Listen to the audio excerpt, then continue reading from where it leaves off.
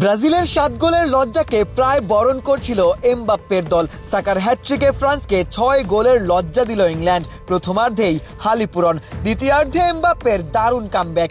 বিশ্ব দেখল বিশ্বকাপে কোনো ম্যাচে 10 গোলও হতে পারে।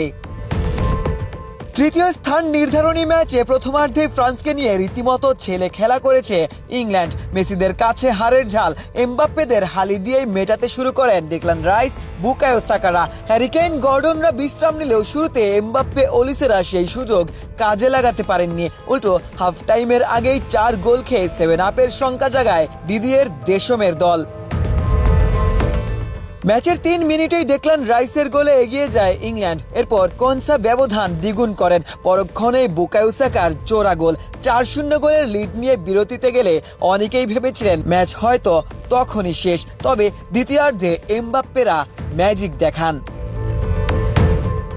বুকায়ো সাকারা যখন গোল উৎসব করেছেন, কিলিয়ান এমবাপ্পে তখন লজ্জায় মুখ লুকিয়েছিলেন। তবে গোল্ডেন বুটের দৌড়ে থাকা ফ্রান্স তারকা দ্বিতীয়ার্ধেই স্বরূপে ফিরেছেন। জোড়া গোলে ব্যবধান কমান বিশ্বকাপের সর্বোচ্চ গোলদাতা। এরপর বারকোলার গোলে ম্যাচে ফেরার স্বপ্ন দেখলেও সাকা হ্যাট্রিক করে স্কোর লাইন আরও বড় করেন। আবারও দেমবেলে ব্যবধান কমালেও বেলিংহাম দুর্দান্ত গোলে ইংল্যান্ডের 6-4 গোলের জয় নিশ্চিত করেন।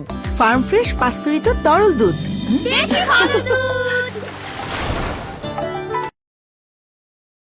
বিশ্বকাপের শেষ দিকে এসে ফ্রান্সের পারফরম্যান্স দর্শকদের হতাশ করেছে। স্পেনের কাছে হেরে ফাইনালের স্বপ্ন ভাঙার পর ইংল্যান্ডের কাছেও ধরাশায়ী। এমবাপ্পে, ওলিসে, দেমবেলেরা মাঠে থাকলেও 6 গোলের লজ্জা নিয়েই বিশ্বকাপ মিশন শেষ করেছে ফ্রান্স। অন্যদিকে বিশ্ব চ্যাম্পিয়ন আর্জেন্টিনার কাছে হেরেও ফ্রান্সকে উড়িয়ে দিয়ে মাথা উঁচু করেই দেশে ফিরছে ইংলিশরা।